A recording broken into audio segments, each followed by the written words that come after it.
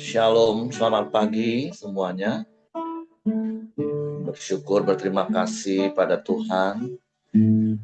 Kalau pagi hari ini kita boleh bangun lagi dengan tubuh yang diberkati, dengan kekuatan kesehatan yang baru yang datang dari Tuhan. Dan kita boleh bersama-sama lagi datang, syukur, berterima kasih kepada Tuhan. Sebab Tuhan baik bagi kita. Bapa, kami bersyukur, kami berterima kasih kepadamu pagi ini. Sebab Engkau baik, Engkau sungguh baik, Engkau sangat baik bagi kami.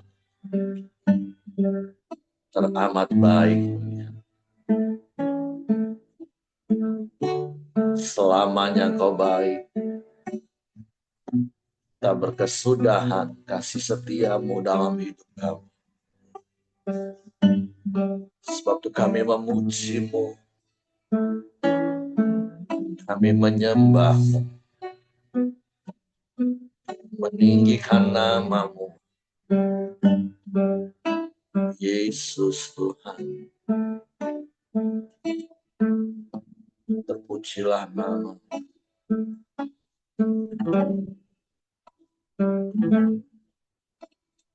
Bapa, Engkau baik. Bapa, Engkau baik. Kau selalu baik kepadaku. Bapa, ku cintakan. Bapa, Engkau baik. Bapa, Engkau baik. Bapa, Engkau baik. Kau selalu baik kepadaku. Bapa, ku cintakan. Aku memujimu, aku menyembah, ku nyanyi haleluya.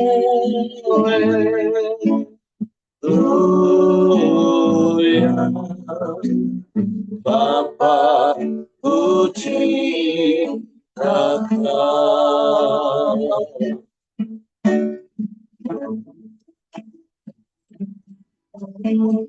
Bapa, Engkau baik. Bapa, Engkau baik. Kau selalu baik kepadaku. Bapa, ku cintakan. Memujimu, anakku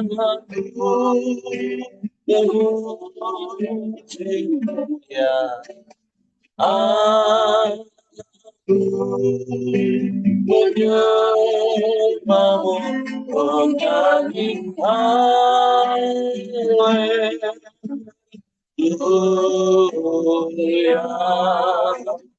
Bapa, ku cintakan. Aku memujimu, aku menyembahmu, menyanyi haleluya.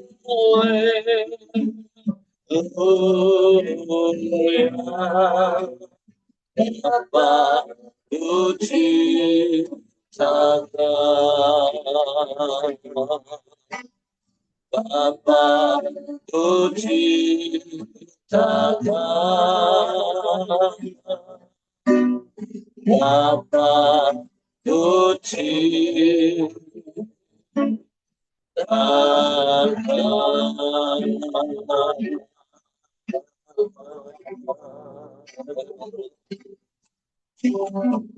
Bapa, kami cinta kepadamu.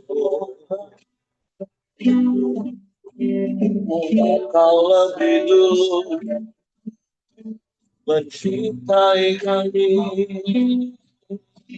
dengan kasih yang ajaib,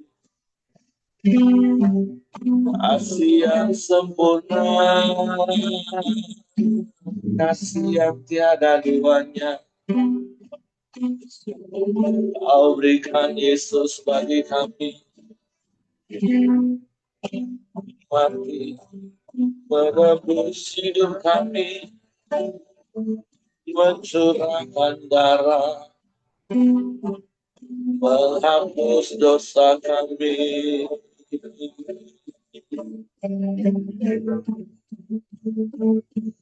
Kau berikan Roh Kudus-Mu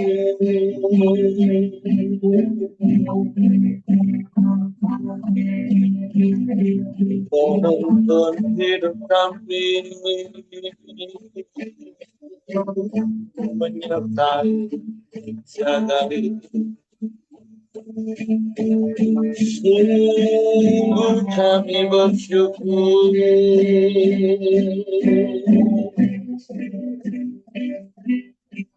terima kasih.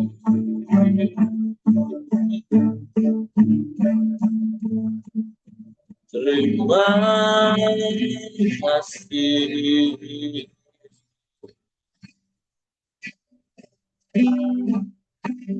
Ajaib Engkau, dahsyat luar biasa Engkau. Engkau baik, sungguh baik, sangat baik, dan amat baik. Kau selalu baik, selamanya Kau baik. Terima kasih.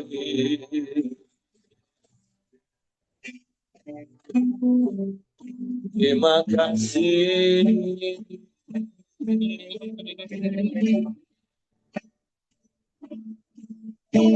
Pujilah nama-Mu.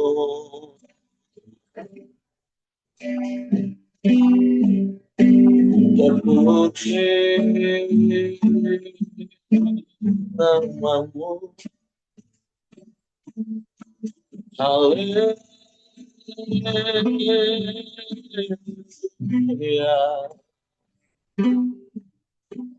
Haleluya.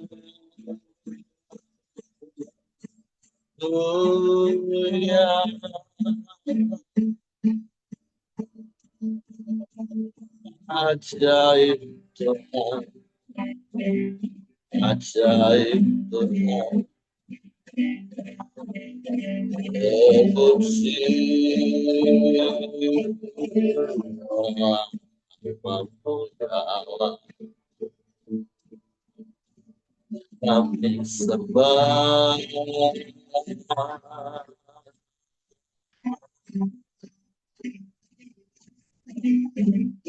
kami muliakan nama-Mu.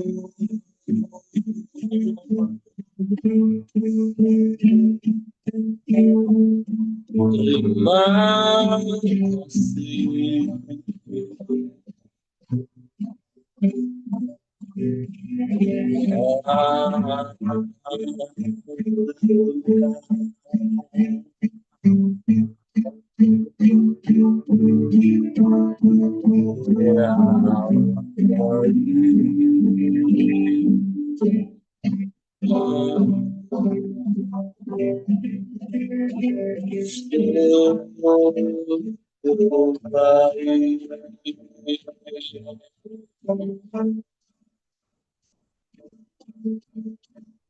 Haleluya, haleluya, haleluya. Terpujilah namamu, terpujilah namamu.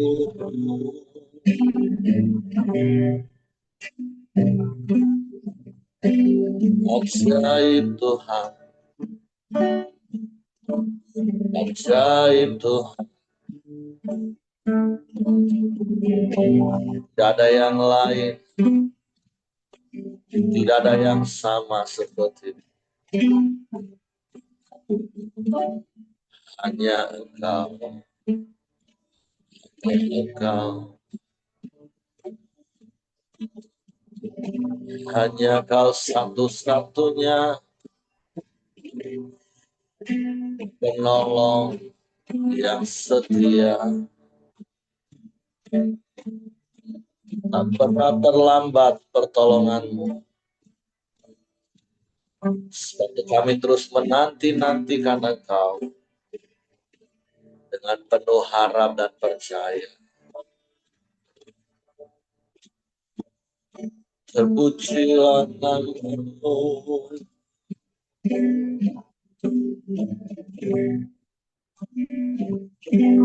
terpuji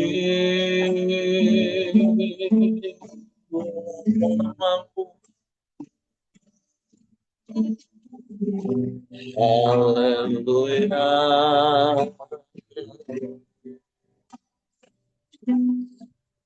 haleluya.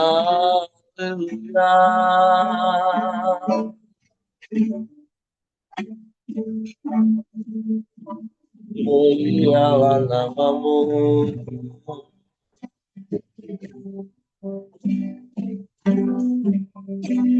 mulia namamu.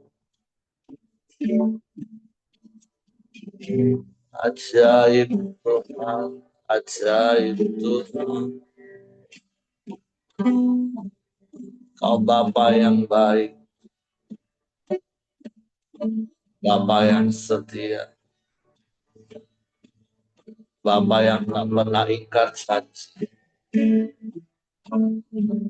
Janji-Mu ya dan amin bagi kami. Sebab itu kami pegang teguh janji firman-Mu. Kami percaya, kami berserah hanya kepada-Mu. Terima kasih, sebab Engkaulah perisai bagi kami. Engkau kota benteng perlindungan yang teguh bagi kami. Kami aman di dalam-Mu. Saat dunia bergelora, kami tetap tinggal tenang dalam hadirat-Mu, dalam naungan-Mu. Sebab Engkau yang melingkupi kami dengan kasih-Mu, menaungi kami dengan setia-Mu, menyertai kami dalam rahmat-Mu. Haleluya,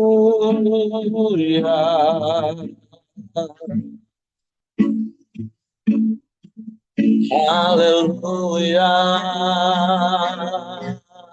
haleluya.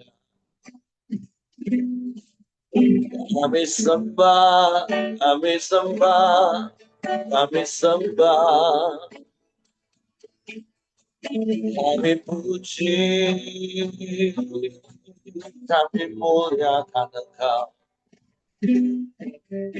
Haleluya, haleluya, haleluya.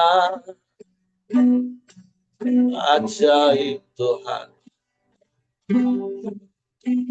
ajaib Tuhan, ajaib Tuhan, ajaib Engkau ya Allah. Tidak ada yang lain, tidak ada yang sama seperti hanya Engkau satu-satunya. Sebab itu hanya kepadamu hati kami percaya. Kami pegang teguh janji. Sebab itu yang menenangkan jiwa kami, menyegarkan jiwa. Kami tak takut sebab Engkau Allah beserta kami. Kami tak gentar sebab Engkau di pihak kami. Terima kasih, terima kasih. Terpuji namamu, terpuji namamu, Yesus Tuhan, Yesus Tuhan. Haleluya, haleluya. Terpujilah namamu, terpujilah namamu. Haleluya. Sebab janjimu ya dan amin bagi kami. Sebab Engkau Allah yang setia. Sebab itu kami mau terus berharap kepada, percaya kepadamu dalam segala keadaan.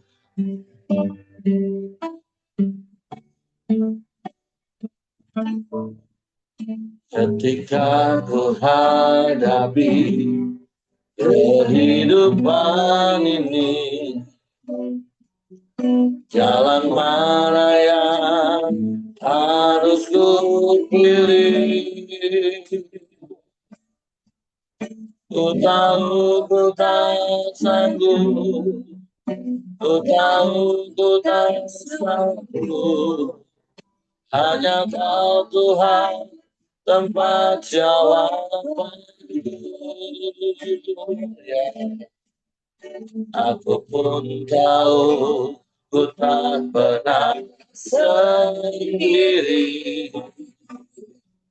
Sebab Engkau Allah yang menggendongku. Amin. Tanganmu memberiku, cintamu menguasaku. Kau mengangkatku ke tempat yang tinggi. Janjimu seperti pada pagi hari, yang tiada pernah terlambat bersinar. Cintamu seperti sungai yang mengalir, dan ku tahu betapa dalam kasih-Mu. Amin, amin, amin. Ketika ku hadapi kehidupan ini, jalan mana yang harus kupilih. Ku tahu ku tak mampu, ku tahu ku tak sanggup, hanya Kau Tuhan tempat jawabanku.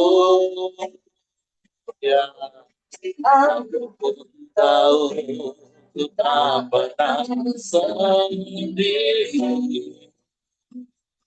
Sama Kau Allah yang menggendongku. Amin. Tanganmu memelukku, cintamu menguasaiku. Kau mengangkatku ke tempat yang tinggi.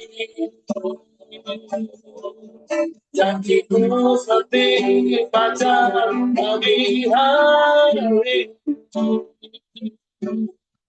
yang tiada pernah terlambat bersinarnya. Cintamu seperti sungai yang mengalir, dan ku tak betah pada kasihmu. Janjimu seperti fajar pagi hari, yang tiada pernah terlambat bersinar. Cintamu seperti sungai yang mengalir, dan ku tak betah pada kasihmu. Dan ku tak betah pada kasihmu. Dan ku tak betah pada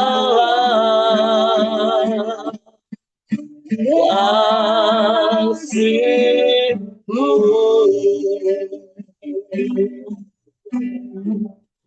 Engkau Bapa yang mengasihi kami dengan kasih yang ajaib yang Engkau yang selalu ada bagi kami.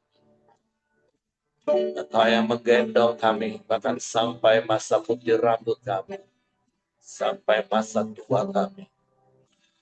Sebab Engkau Bapa yang setia bagi kami. Dan biarlah terus Kau dapati kami juga tetap setia kepadamu. Setia melakukan kehendak. Sebab untuk pagi hari ini kami buka hati kami untuk firman Roh Kudus, tolong kami dapat mengerti dan memahami firman, sehingga kami percaya firman dan kami melakukannya dalam hidup kami. Dalam nama Yesus kami sambut firman. Haleluya. Amin. Oke, silakan Will. Oke, terima kasih Pak. Selamat pagi. Pagi. Masa hari ini kita masuk ke dalam Roma pasal yang kelima. Ini masih sambungan dari Roma pasal 3 sama 4. Ini kembali sambungannya yaitu dengan judul perikop yang pertama yaitu hasil pembenaran. Yang kemarin kan Abraham dibenarkan karena iman. Nah, ini hasil pembenarannya.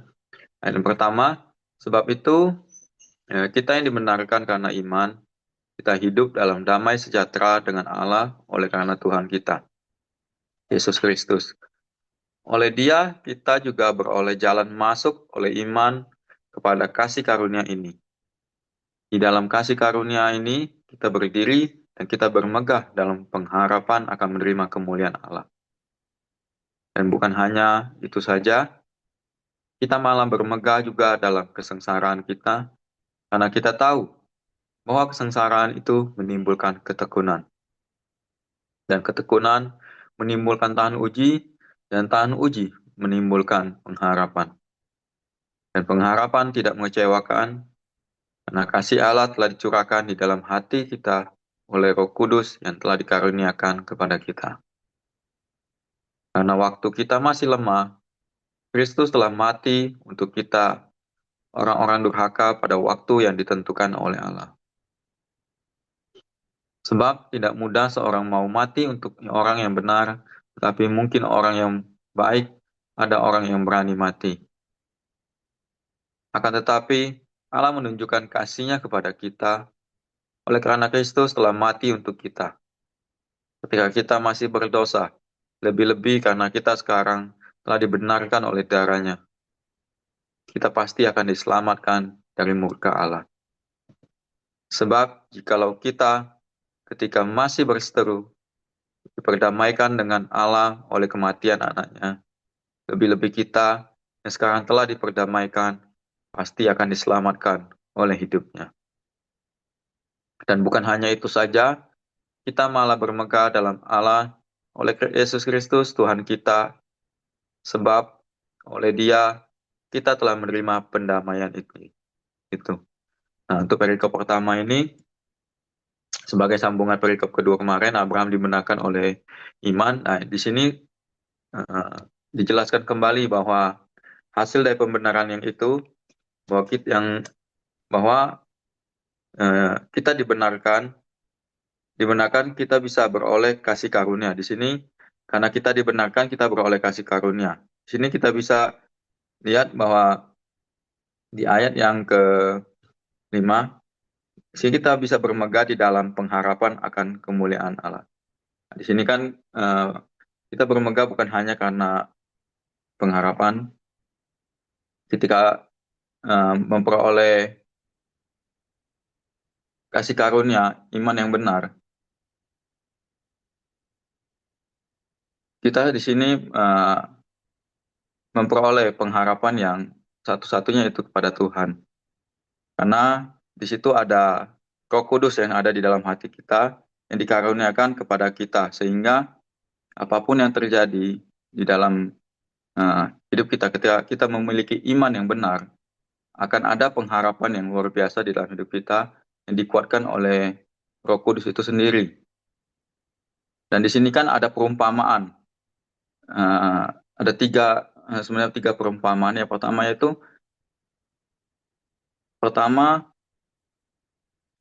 kita bisa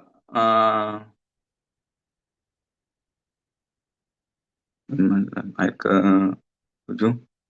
Nah, orang bisa berkorban untuk orang benar, itu belum tentu orang mau berkorban. Tetapi kalau untuk orang baik, ketika ada orang baik, masih ada orang yang mau berkorban. Ketika kita punya saudara, punya ini, kita masih mau pasang badan lah, kita berkorban. Tetapi di sini Yesus menunjukkan kasih-Nya kan. Begitu orang berdosa, apakah mau kita sebagai manusia mengorbankan diri untuk orang-orang yang berdosa, orang-orang yang jahat kepada kita?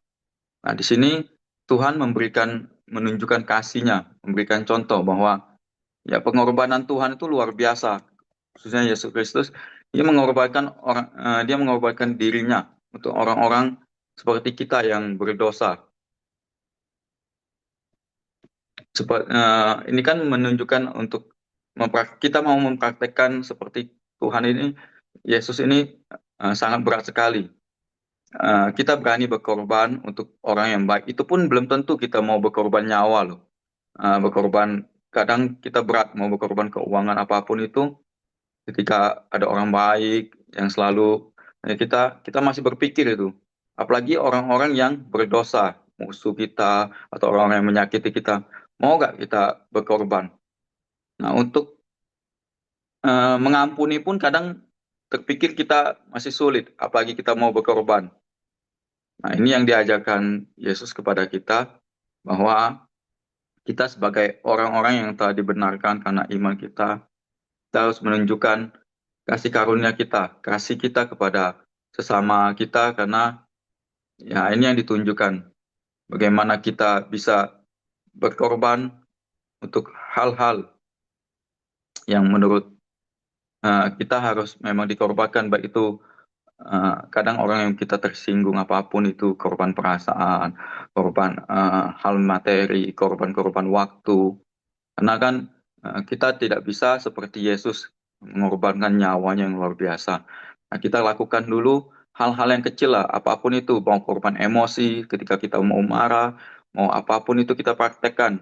Ya Tuhan aja bisa berkorban untuk orang-orang yang berdosa, apalagi kita kan kita harus belajar bertekun untuk mengorbankan segala sesuatu yang menurut kita ya memang hasilnya tidak baik seperti kita nanti mau marah, emosi atau berkata-kata tidak benar, berkata-kata kasar, walaupun uh, menurut kita benar, kita punya apa?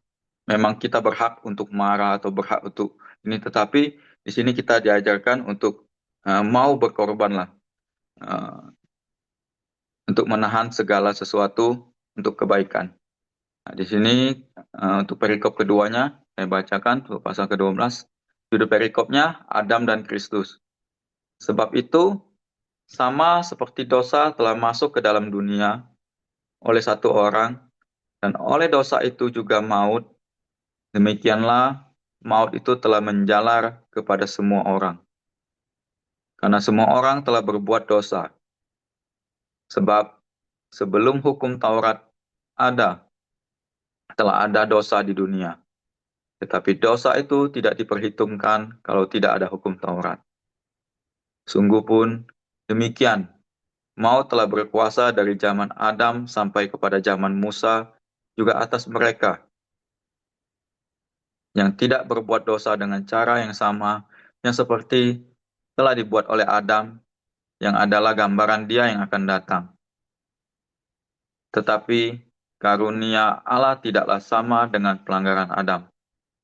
Sebab jika karena pelanggaran satu orang, semua orang telah jatuh di dalam kuasa maut, jauh lebih besar lagi kasih karunia Allah dan karunia-Nya yang dilimpahkannya atas semua orang, karena satu orang yaitu Yesus Kristus. Dan kasih karunia tidak berimbangan dengan dosa satu orang, sebab penghakiman atas satu pelanggaran itu telah mengakibatkan penghukuman. Tetapi penganugerahan karena atas banyak pelanggaran itu mengakibatkan pembenaran. Sebab jika oleh dosa satu orang, maut telah berkuasa oleh satu orang itu, maka lebih benar lagi mereka yang telah menerima kelimpahan kasih karunia dan anugerah kebenaran akan hidup dan berkuasa oleh karena satu orang itu, yaitu Yesus Kristus. Sebab itu, sama seperti oleh satu pelanggaran semua orang beroleh penghukuman. Demikian pula oleh satu perbuatan kebenaran semua orang beroleh pembenaran untuk hidup. Jadi, sama seperti oleh ketidaktaatan satu orang semua, orang telah menjadi orang berdosa. Demikian pula oleh ketaatan satu orang, semua orang menjadi orang benar. Tetapi hukum Taurat ditambahkan supaya pelanggaran semakin banyak, dan di mana dosa bertambah banyak, di sana kasih karunia menjadi berlimpah-limpah. Supaya sama seperti dosa berkuasa dalam alam maut, demikian kasih karunia akan berkuasa oleh kebenaran untuk hidup yang kekal oleh Yesus Kristus Tuhan kita. Nah, di sini sebenarnya tidak berimbang ya antara Adam dan Kristus, perumpamaan yang disampaikan bahwa Adam berbuat dosa satu orang dan yang menanggungnya seluruh manusia menjadi berdosa. Itulah awal mula kita sebagai manusia terputus dengan Tuhan karena dosa yang dilakukan oleh Adam. Nah, oleh karena pengorbanan Yesus Kristus, kita di sini beroleh kasih karunia sehingga kita bisa kembali kepada Tuhan. Nah, di sini kan harusnya secara logika kita berpikir bahwa satu orang berbuat salah seperti Adam berdosa. Yang dihukum ya harusnya si Adam, tidak sama ke bawah-bawahnya. Tetapi di sini ada perumpamaan yang lebih luar biasa lagi bahwa ketika Yesus datang ke dunia, nah, dia mengorbankan darahnya untuk kita yang berdosa. Nah, di sini uh, begitulah kasih karunia yang diberikan oleh Tuhan, sehingga begitu besarnya uh, kasih karunia yang didapatkan kita sebagai manusia. Nah, sehingga di sini juga ada hukum Taurat yang disampaikan. Nah, ketika ada hukum Taurat, semakin banyak orang-orang terjebak di dalam dosa. Karena ya kita tahu hukum Taurat itu mengatur segala sesuatu kehidupan manusia. Sehingga ketika terjadi satu pelanggaran saja, akan bertambah dosa kita makin banyak. Nah, di sini kan untuk menghilangkan, memberikan bagaimana cara kita untuk biar kita bisa kembali kepada Tuhan, yaitu dengan cara ya Tuhan itu mengorbankan diri. Yesus Kristus mengorbankan darahnya, mencurahkan untuk menebus dosa kita semua sehingga kita bisa kembali kepada jalurnya, kembali kepada Tuhan. Bagaimana kasih karunia diberikan supaya kita bisa bertemu kembali kepada Tuhan kita. Nah, di sini kan kita bisa lihat perumpamaan ini bagaimana eh, sesungguhnya sih kalau kita lihat, kalau saya lihat sendiri tidak berimbang untuk bagaimana satu pelanggaran dosa yang dilakukan Adam, kita tanggung semua di dalam dunia ini untuk anak cucunya semuanya itu. Tetapi ya Tuhan memberikan satu perumpamaan kemudian bahwa ada satu orang sosok yang datang ke dunia juga mengorbankan dirinya sehingga kita semua bisa kembali untuk bertemu dengan Tuhan kembali dan semua pelanggaran dosa kita bisa diampuni. Itu saja yang bisa saya bagikan, sampaikan. Kurang lebihnya bisa dilengkapi oleh Pak Heri. Terima kasih. Tuhan berkati. Oke, terima kasih untuk Willy. Jadi pagi hari ini kita mau bersyukur seperti apa yang tadi Willy sampaikan. Kita bersyukur karena Bapa memberikan Yesus bagi kita dan Yesus memberikan nyawanya mati mencurahkan darah untuk menebus hidup kita, menghapus dosa-dosa kita. Karena seperti apa yang Willy tadi udah sampaikan, ini kan sambungan dari pasal 3, pasal 4. Di pasal 3 kita tahu bahwa semua manusia berdosa. Tidak ada satupun yang tidak, semua berdosa. Nah, di pasal 4 dikasih contoh bahwa Abraham itu dibenarkan juga karena iman. Begitu juga dengan hidup kita. Kita bersyukur karena ada Yesus yang mau mati ketika kita masih berdosa. Maka tadi ada ayat katakan, untuk orang baik mungkin ada orang yang berani mati. Dan orang itu mungkin kita. Ketika ada orang yang begitu baik dengan kita, waktu kita susah, dia yang tetap peduli dengan kita. Waktu kita butuh, orang tinggalin kita, tapi dia yang tetap tolongin kita. Nah, untuk orang seperti itu, ketika orang tersebut mengalami situasi sulit atau ada orang yang mengancam hidupnya, seperti Willy tadi katakan, kita bisa pasang badan untuk menolong dia, karena dia baik dengan kita.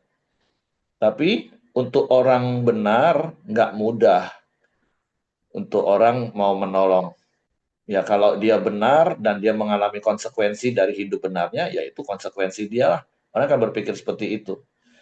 Tetapi Yesus mati untuk kita waktu kita berdosa.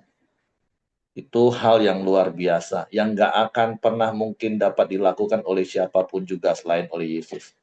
Makanya seperti Willy tadi bilang, ya kita mungkin nggak harus sampai mati untuk orang yang benar, apalagi untuk orang yang berdosa, dan dosanya salahnya kepada kita. Nggak. Tapi minimal masa mengampuni nggak bisa.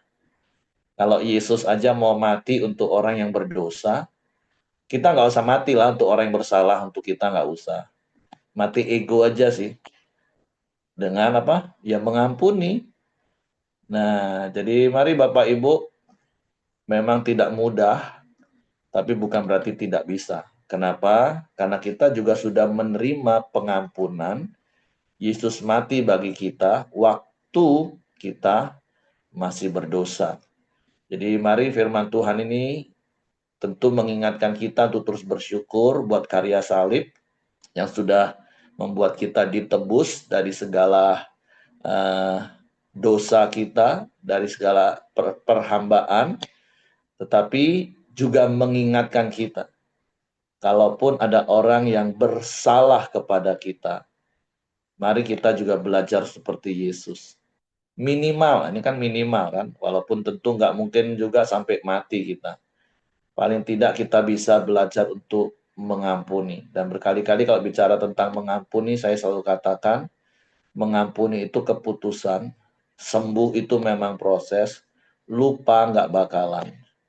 Yang kedua, bicara tentang pengampunan, selalu saya katakan waktu kita mengampuni orang yang bersalah kepada kita, yang untung itu kita. Nah, kan iblis sering menipu kita.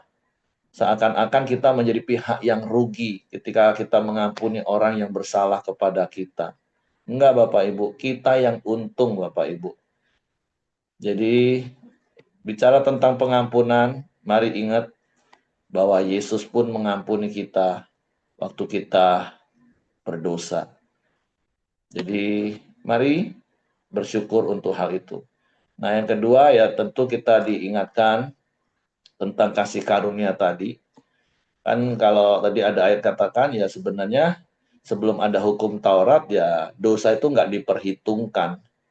Tapi justru semakin ada hukum Taurat, dosa manusia malah jadi kelihatan. Contohnya seperti ini Bapak Ibu, contoh ya Bapak Ibu. Bapak Ibu sambil bayangin. Seandainya ada simpang tiga, Nah dulu kita lurus juga boleh, belok kanan juga boleh. Walaupun kalau lurus itu jalannya agak sempit, agak rame karena di situ ada pasar. Nggak masalah, tidak salah maksudnya. Walaupun itu ya jadi masalah, bisa macet di depan itu karena ada pasar. Nah, tapi karena tidak ada rambu-rambu forbidden, ya nggak salah kita lurus, walaupun jadi masalah, bikin macet. Nah, tapi ketika rambu-rambu dilarang masuk, forbidden itu ditaruh, kalau kita lurus kita jadi salah. Nah, seperti itulah gambarannya hukum Taurat Bapak Ibu. Ya memang dari semula, sejak kejatuhan Adam kan manusia itu udah berdosa. Ya apa saja yang mereka lakukan suka sekehendak hati mereka. Tapi tidak ada hukum yang mengatakan itu salah atau enggak. Karena sebenarnya Allah kan mau menyatakan kasih karunia-Nya. Tapi kan manusia, dasar manusia. Karena ketidaktaatan satu orang jadi semua manusia berdosa dan kecenderungannya adalah berbuat jahat. Nah makanya Tuhan mau atur manusia dengan hukum Taurat. Tapi kenyataannya apa? Semakin diatur, tambah semakin nyata, mencolok dosanya. Seperti yang saya katakan tadi, waktu belum ada rambu-rambu forbidden, ya nggak apa-apa sih. Walaupun bikin masalah, bikin macet, nggak salah. Karena tidak ada rambu-rambunya. Walaupun buat masalah. Tapi ketika dipasang rambu-rambu, dilarang lurus, harus belok kanan supaya lebih lancar. Ya kalau manusia masih banyak, ngotot lurus. Karena lebih dekat. Kalau belok kanan harus muter, one way kan. Nah, gitulah gambaran waktu hukum Taurat. Tapi toh akhirnya Tuhan juga tahu ketika diberi hukum Taurat ya juga nggak ada satupun manusia yang bisa melakukan, malah ketahuan lebih banyak lagi pelanggaran dosanya. Dan hari ini kita bersyukur kita kembali kepada kasih karunia. Kita ditebus dulu. Kita dibenarkan dulu. Dan sebagai orang benar harusnya Bapak Ibu, harusnya sebagai orang benar, bukan orang berdosa. Kalau orang berdosa kan suka-suka, mau lurus, mau belok kanan, ya terserah. Tapi sebagai orang benar, harusnya hidup dalam kebenaran. Ketika ada rambu-rambu, itu bukan menjadi satu tantangan untuk kita langgar. Rambu-rambu itu justru untuk menolong kita untuk hidup benar. Nah, itulah bedanya sebelum Taurat dan sesudah Taurat sebenarnya. Kita bersyukur. Nah, tapi kalau kita yang hidup di zaman kasih karunia sudah dibenarkan, tapi mentalnya masih mental orang berdosa, ya sangat disayangkan Bapak Ibu. Jadi, mari kita ikutin Adam yang kedua, yaitu Kristus, yaitu taat. Nah, kata kuncinya kan di situ Bapak Ibu. Dan berkali-kali saya katakan taat itu kan ekspresi dari kasih kita kepada Allah yang sudah lebih dulu mengasihi kita. Yang di perikop pertama tadi, waktu kita masih berdosa, Allah menyatakan kasih-Nya, mengampuni kita, menebus hidup kita, membenarkan hidup kita, dibenarkan dulu jadi orang benar, supaya kita bisa hidup jadi orang benar dalam kebenaran hidupnya. Nah, konsepnya seperti itu Bapak Ibu. Jadi jangan seperti konsep sebelum zaman Taurat. Ya memang semua boleh sih, semua oke, karena belum ada aturan. Nah, tapi ketika ada aturan Taurat, bukannya taat, malah berdosa karena itu dilarang. Ya karena mentalnya masih mental berdosa. Nah, tetapi bersyukur di dalam Yesus kita dijadikan dulu orang benar, ditebus. Nah, itu yang harus kita syukuri dulu Bapak Ibu. Kitanya yang tadi berdosa harusnya binasa, tapi Yesus mati untuk menebus hidup kita, menghapus dosa-dosa kita, kita jadi anak Allah, kita jadi orang benar. Nah, mentalnya, kalau saya boleh pakai kata ini, mental kita harus mental orang benar dulu. Nah, kalau dia sadar, kita orang benar, maka sebenarnya otomatis kita akan melakukan hal-hal benar. Gimana caranya? Ya ikuti rambu-rambu. Kalau harus belok kanan, ya belok kanan. Nah, seperti itulah seharusnya hidup kita. Jadi mari terus belajar, ingat kita ini orang benar dan harusnya kita hidup dalam kebenaran. Sesimpel itu kekristenan Bapak Ibu. Jadi mari sama-sama kita praktekkan kebenaran firman Tuhan ini. Dari mulai hal-hal yang kecil Bapak Ibu. Oke, itu saja yang saya tambahkan. Terima kasih untuk Willy. Selanjutnya saya serahkan kepada Ko Joni kalau tidak ada yang menambahkan. Siapa yang tugas doa hari ini ya? Kayaknya aku deh, Pak. Oke, silakan Ibu Ros. Nanti akan ditutup oleh Willy. Ya, mari kita satukan hati untuk berdoa. Tuhan, terima kasih, kami bersyukur buat kebenaran firman-Mu hari ini. Biarlah setiap kami, Tuhan, selalu hidup di dalam kebenaran firman-Mu. Kami menjadi pribadi-pribadi yang lebih baik lagi setiap hari, Tuhan. Kami mau hidup, Tuhan, sesuai dengan kehendak-Mu. Menjadi pribadi yang seperti Bapa yang selalu menerima kami apa adanya. Kami juga mau, Tuhan, bisa mengampuni orang lain, mungkin yang menyakiti kami, yang melukai kami. Kami mau jadi pribadi yang gampang mengampuni, tidak menyimpan kepahitan dalam hidup kami, Tuhan. Ajar setiap kami, Tuhan, semakin hari semakin dewasa rohani kami untuk hidup di dalam kebenaran firman-Mu. Dan hidup kami boleh dilihat orang, Tuhan, bahwa hidup kami sesuai dengan firman-Mu dan menjadi contoh bagi orang lain. Terima kasih Bapa, kami bersyukur. Kembali kami datang Tuhan ke hadapan-Mu, membawa pokok-pokok doa kami Tuhan. Kami berdoa untuk Pak Ongko Tuhan, ke dalam tangan-Mu kami serahkan masa tuanya Tuhan. Biarlah di dalam masa tuanya ini dia boleh menikmati Tuhan semua kasih karunia-Mu Engkau curahkan dalam hidupnya. Dan kesehatannya boleh semakin hari semakin baik Tuhan. Dan berikan damai dan sukacita di dalam hati Pak Engkau untuk menikmati masa tuanya bersama dengan Engkau, bersama dengan anak cucu Tuhan. Terima kasih Bapa. Kami serahkan keluarga besarnya ke dalam tangan-Mu, juga setiap orang yang menjaga, merawat Pak Ongko diberi kesabaran, diberikan juga damai sejahtera dan sukacita untuk melakukan semuanya itu karena mereka mengasihi Pak Ongko dan mengasihi Tuhan. Terima kasih Bapak, kami juga serahkan Bu Dorcas ke dalam tangan-Mu. Setiap kemoterapi yang dijalaninya, Tuhan Engkau yang tahu. Bila Engkau yang beri kekuatan, Engkau juga yang berikan sukacita dan damai sejahtera bagi Ibu Dorcas untuk menjalani itu semua. Dan bila hidupnya Tuhan boleh menjadi panutan bagi setiap penyintas kanker Tuhan. Mereka boleh juga merasakan kasih, sukacita, damai sejahtera melalui Ibu Dorcas. Tuhan pakai hidupnya untuk memuliakan Engkau. Tuhan berkati Tuhan juga anak-anak, keluarga di dalam Ibu Dorcas, Tuhan berkati dengan damai sejahtera, sukacita dan kekuatan Tuhan untuk menghadapi apapun yang Kau izinkan dalam hidup mereka.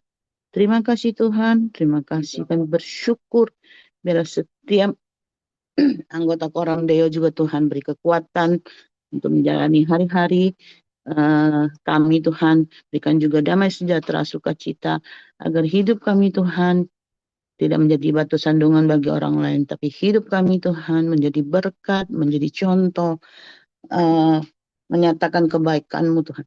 Terima kasih Yesus, kami juga serahkan Tuhan bangsa dan negara kami ke dalam tangan-Mu.